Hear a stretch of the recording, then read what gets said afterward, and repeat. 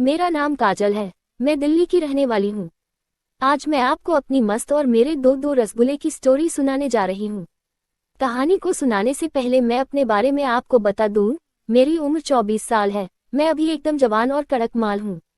मेरी आंखें तो कमल की है, बिल्कुल गोल और बड़ी जैसे किसी हिरनी की आंखें, और मेरे आंखों के साथ मेरे मोटे मोटे लटके हुए लाल लाल गाल तो बहुत ही मस्त लगते हैं। मेरे बड़े बड़े और काले बालों की बात करें तो वो मेरी कमर को छूते मेरे पीछे तक पहुंच गए हैं। मैं अपने बालों को नहीं कटती हूँ, इसलिए वो इतने बड़े हो गए हैं। मेरे दोनों ऊपर वाले रसगुल्ले की बात करें तो उनके मुकाबले में तो मेरे घर में किसी की भी वैसी नहीं थी। बहुत ही मस्त, बड़े बड़े, बिल्कुल बड़े वाले नींबू की तरह। छूने में बहुत ही मुलायम और कोमल। एक बार छू लो तो हाथ हटाने का मन ही नहीं करता। मेरे मम्मों की निप्पल बिल्कुल काली और हल्की भूरी है, जो कि गोरे और बड़े बड़े मम्मों पर बहुत मस्त लगती है। मेरे मम्मों से थोड़ा नीचे बढ़ने पर मेरी चिकनी और सॉफ्ट कमर आती है। जब मैं साड़ी पहनती हूँ तो मेरी चिकनी कमर दिखा करती है, जिसको देखकर लोग मेरी ओर आकर्षित होते हैं। मेरे कमसिन, नाजुर और रसीली सामान की बात करें तो वो बहुत ही मस्त है। मेरी कुआं तो बहुत बार खोदी जा चुकी है, लेकिन मैं अपने कुएं को हमेशा नहीं रखने के लिए एक दवाई आती है जिसको मैं अपनी कुएं में लगा लेती हूँ, जिससे मेरी कुएं फिर से टाइट और नई हो जाती है।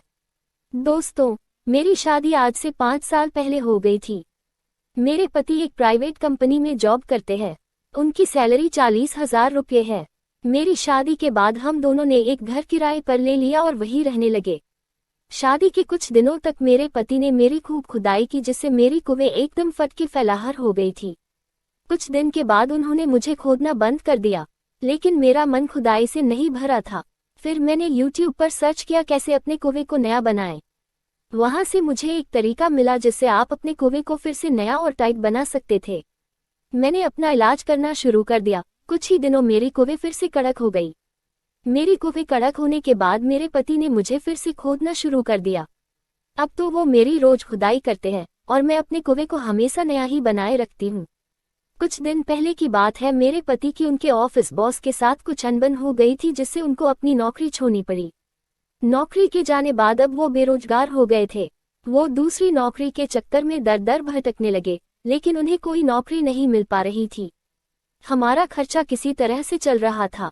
हमारे घर का कुछ महीनों से किराया भी नहीं जमा हो रहा था। मकान मालिक हर हफ्ते घर आके किराया मांगता था। हमारे पास कुछ ही पैसे बचे थे, अगर उसको दे देते तो घर का खर्च कैसे चलता। बहुत परेशानी थी, सारी परेशानी साथ में ही आ गए थे। मेरे पति बहुत परेशान रहते थे, अब तो मेरी मोमो को भी बजाना बंद कर दिए थे। कई दिन बीत गए थे मेरी मोमो को खुदे हुए। मेरा मन खुदने को कर रहा था, लेकिन पति तो अपनी नौकरी के चक्कर में परेशान थे, इसलिए वो मेरी मोमो पर ध्यान ही नहीं दे रहे थे। मेरी खुद धीरे धीरे बहुत टाइट और मस्त किसी 16 साल की लड़की के बराबर हो गई थी। एक दिन तो मैं बहुत बेताब थी खुदने के लिए। रात हुई, मैं बिस्तर पर केवल 2 पीस बिकनी में लेट गई। मेरे पति आए, उन्होंने मेरे ऊपर ध्यान नहीं दिया। मैंने धीरे अपने हाथों को उनके मुरझाए केले पर रख दिया। उन्होंने कहा, मेरे मन नहीं खोदने का, सो जाओ। मैं अपने आप को रोक नहीं पा रही थी। मैंने उनके केले को बाहर निकाल दिया और अपने हाथों से उनके केले को सहलाने लगी। धीरे धीरे उनका केला तन गया। उन्होंने मेरे मम्मों को पकड़ लिया और मसलने लगे। मेरे मम्मों को मसलते हुए उन्होंने जल्दी से मेरी ब्रा और पैंटी को निकाल दिया और मेरी की खुदाई करने के लिए मेरे ऊपर चढ़ गए और मेरी रसगुल्ले को दबाते हुए अपने केले को मेरी कुआं में उतार दिया। जैसे ही उनका केला मेरी कुआं में घुसा, मुझे ऐसा लग रहा था कि आज मैं पहली बार खुदवाई हूँ, क्योंकि मेरी कुआं बहुत टाइट हो गई थी। मेरे पति लगातार मेरी सामान को बजाए जा रहे थे और मैं चीख रही थी।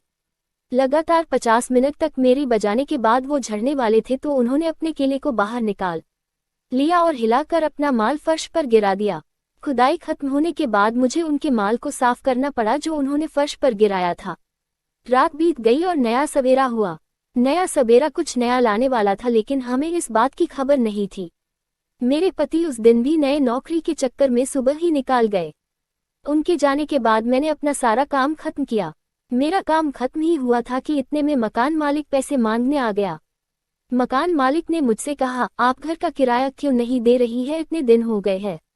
मैंने उनसे कहा, मेरे पति की नौकरी भी तक नहीं लग पाई है, आप हमें कुछ दिन का समय दें, हम जल्दी ही पैसे चुका देंगे। मैंने उस दिन काली साड़ी पहनी थी जिसमें मेरी गोरी और चिकनी कमर दिख रही थी। मकान मालिक की नज़र मेरी चिकनी कमर पर पड़ गई। वो मेरी कमर को कुछ देर तक देख